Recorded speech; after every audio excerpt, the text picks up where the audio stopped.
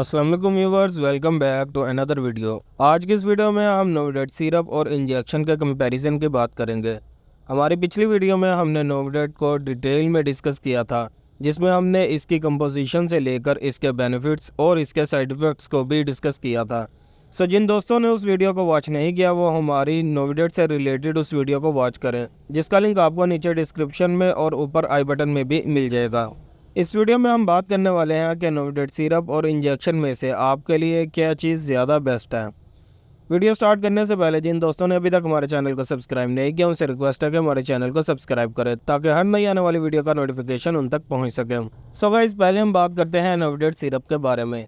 So basically Novidat syrup को बच्चों को मद्देनज़र रखकर ही तैयार किया जाता है, जिसमें नोविडेट सिरप की 125 mg से 250 mg की डोज प्रिपेयर की जाती है। मतलब कि नोविडेट सिरप बेसिकली तो बच्चों के लिए ही होता है, लेकिन कुछ ऐसे पेशेंट भी होते हैं जिनको टैबलेट यूज़ करने से इरिटेशन होती है या फिर एलर्जी होती है, तो उन पेशेंट में भी नोविडेट सिरप को यूज़ करवाया जा सकता है। जबकि कुछ ऐसे पेशेंट होते हैं जिनको टैबलेट से तो एलर्जी या इरिटेशन होती ही है, लेकिन वो इंजेक्टेबल से भी डरते हैं, यानी वो सुई चुभने के डर से इंजेक्शन फॉर्म को भी यूज़ नहीं कर पाते। सो डॉक्टर ऐसे पेशेंट को नोविडेट सिरप की फॉर्म ही प्रेस्क्राइब करते हैं। जबकि अगर नोविडेट इंजेक्शन की बात की जाए तो ये एक जल्द रिलीफ प्रोवाइड करने का बेहतरीन ज़रिया है।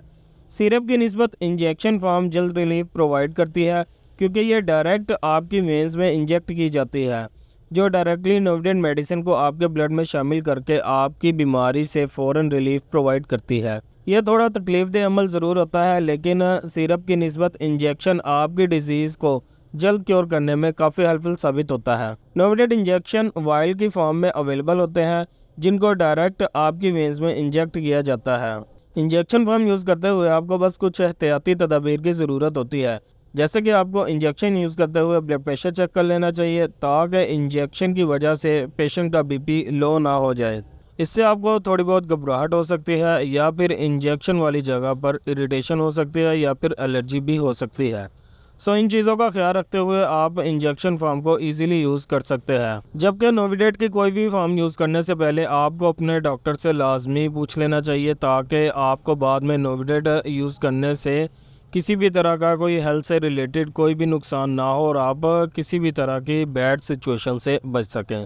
सो गाइस, ये थी आज की वीडियो आपको कैसी लगी हमें कमेंट सेक्शन में ज़रूर बताइएगा।